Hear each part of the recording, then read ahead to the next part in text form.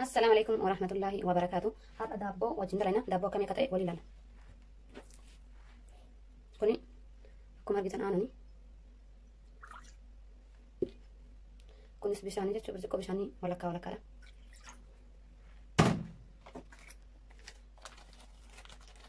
كاميرا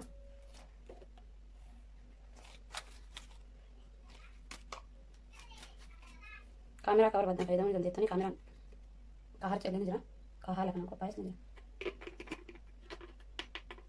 كوني كمامي شاي دي كمامي شاي أدي سنة كهار لكن أنا دكتني إذا دكتم توجتني فوري لا في تبرد أكو ما بربادن تبرد دلتا باكن بعد اللي تكو تبغى تمريض على بني وان كان السيرة جاني لابوني بريتسا وأنا بربادن لا برشة دان عندي شو بولي فرقت تبرد دان أنا تكو كم شهر لابوزي تيجي برا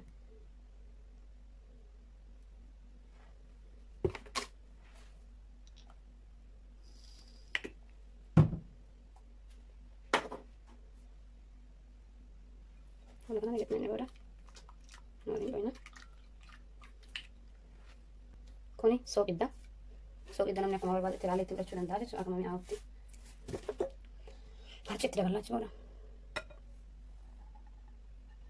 كم شهر تبنا أنا ما هدو كم شهر تكون سكومة أما هدو سكوم تاني كله وجين ده شو كله في لا وجين سكوم تان لا كم باي فمين ده شو كا نورمال أصلا بايسين هلا كنا سكومة سنتي ده هلا كنا سكومة كده ما شاء الله كنا كسمة جدا كانت كان فكاتا سرتي هلا كنا سكومة تاني ده شو سنسيفتني أتشبودا osoo inni bukaariin kukkulleessitanii waan irratti ibidda jala kaachuu idda san irratti haa ol bukaa'u wayita ol bukaa jala keettanii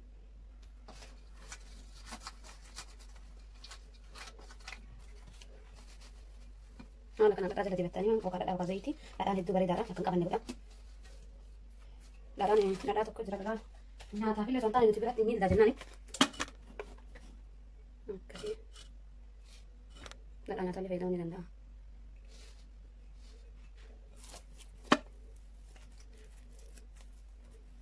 haala kanaan xixiqqeessitanii haala kanaan kukkuleessuudhaan keettanii jechuudha. Baatiraa yookaan waan irra kaachuu dandeessan yookaan saafaa haa ta'u homa jala keettanii haala kanaan keettan jechuudha.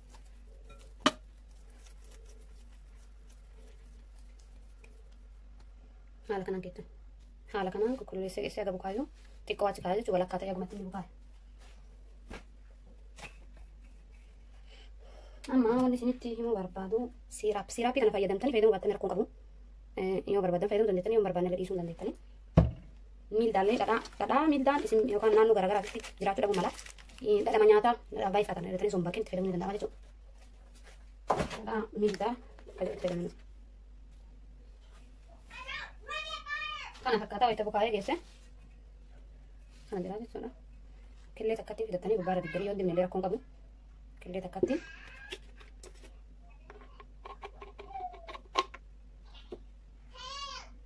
Kemami shaayii adii sana yookaan kardamuun jennaan kemami shaayii adii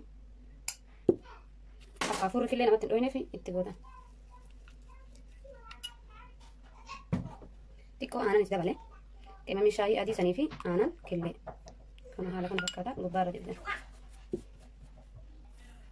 haala kana dibdan geessisanii jechuudha. Amma ibidda ho'ifannee jala kenna kana fakkaata maashaallah itti bareedaadha. Hedduu lallaafaa dhalle kun haala kanaan jechuudha.